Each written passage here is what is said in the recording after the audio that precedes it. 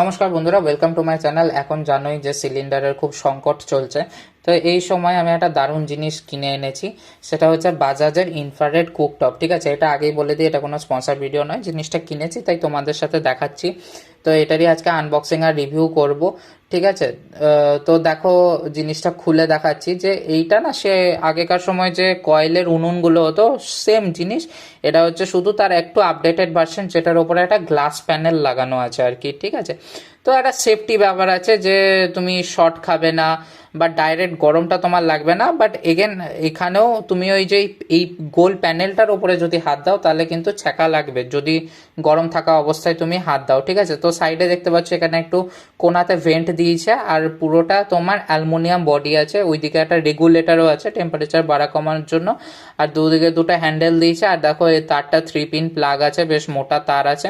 আচ্ছা, আমি অত টেকনিক্যালে যাবো না, কারণ আমার অতটাও এ ব্যাপারে নলেজ নেই।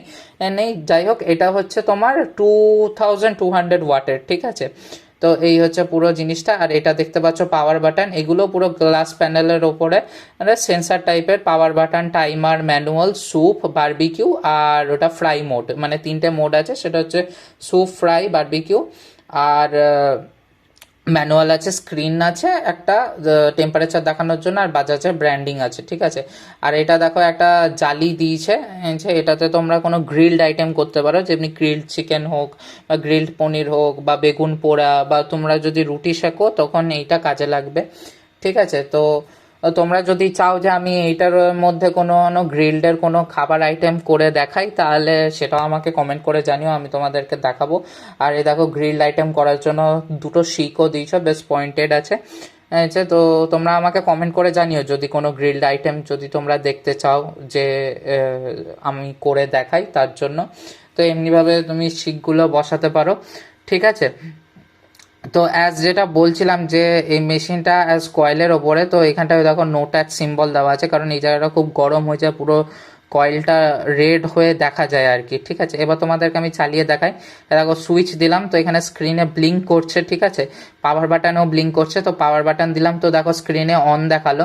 এবার ম্যানুয়ালে গিয়ে তুমি তোমার টেম্পারেচার সেট করতে পারো রেগুলেটর দিয়ে। ঠিক আছে, আর এখানে টেম্পারেচার তোমার মোটামুটি 200 থেকে 2200 অবধি যায়। ঠিক আছে, আরে দেখো যখন আমি 1000-এ রেখেছি, তোমরা দেখতে পাচ্ছ যে কয়েলটা আস্তে আস্তে দেখো গরম হচ্ছে আর রেড হয়ে আসছে, রেড হট হয়ে আসছে, মানে এটা পুরো গরম দিচ্ছে ওপরে, কিন্তু একটা গরম পুরো ভাব, তুমি লেজিট পুরো ভাবটা বুঝতে পারবে। দেখো এখানে তুমি রেগুলেটর দিয়ে টেম্পারেচারটা বাড়া কমা করতে পারবে। দেখো বারবিকিউতে যখন করলাম ওটা 550 ডিগ্রি দেখালো, ফ্রাইতে 1200, আর স্যুপে দেখো 500। ম্যানুয়ালে আবার তুমি তোমার মতো নিজের মতো সেট করতে পারবে। টাইমারে প্রিসেট আছে 10 সেকেন্ড, এবার মেবি হয়তো রেগুলেটর দিয়ে বাড়া কমা তুমি করতে পারবে, আমি টাইমারটা দেখিনি। তো দেখো আমি স্যুপ মোডে দিয়ে দুধটাকে গরম চাপালাম। দেখো দুধটাকে চাপানোর সময় আমি কিন্তু কোনো আমার কারেন্ট লাগেনি, মানে এখানে কিন্তু কারেন্ট পাস হয় না, বাট লেজিট হিটটা কিন্তু তোমার পাস হয়। তারপর দেখো আমি ম্যানুয়ালে করে টেম্পারেচারটাকে একদম কমিয়ে দিলাম, যখনই কমিয়ে দিলাম দেখো একদম ওটা কমে গেল লাল থেকে। আর দেখো এবার বন্ধ করব কিভাবে, তো সিম্পল, পাওয়ার বাটনটা একবার প্রেস করলেই বন্ধ হয়ে যাবে। বন্ধ হলেই তোমাকে দেখাবে যে হট, মানে প্যানেলটা এখনো গরম আছে। নিচে যে ফ্যানটা আছে ওই ফ্যানটা একদম জোরে চলছে, একটা আওয়াজ পাচ্ছ, আর এই যে সাইড দিয়ে হাওয়া বেরোচ্ছে। তো যতক্ষণ না প্যানেলটা ঠান্ডা হবে ততক্ষণ কিন্তু ওরকম হটই দেখাবে। ঠিক আছে, যখন ফ্যানটা অফ হয়ে যাবে, প্যানেলটা ঠান্ডা হয়ে যাবে, তখন আর স্ক্রিনে ওই হটটা দেখাবে না। তো তখন তুমি সুইচটা অফ করে দিতে পারো। তো আজকের ভিডিওটা এতটাই। আমার ভিডিওটা যদি ভালো লাগে তাহলে লাইক করো, শেয়ার করো অ্যান্ড সাবস্ক্রাইব করো। Thanks for watching.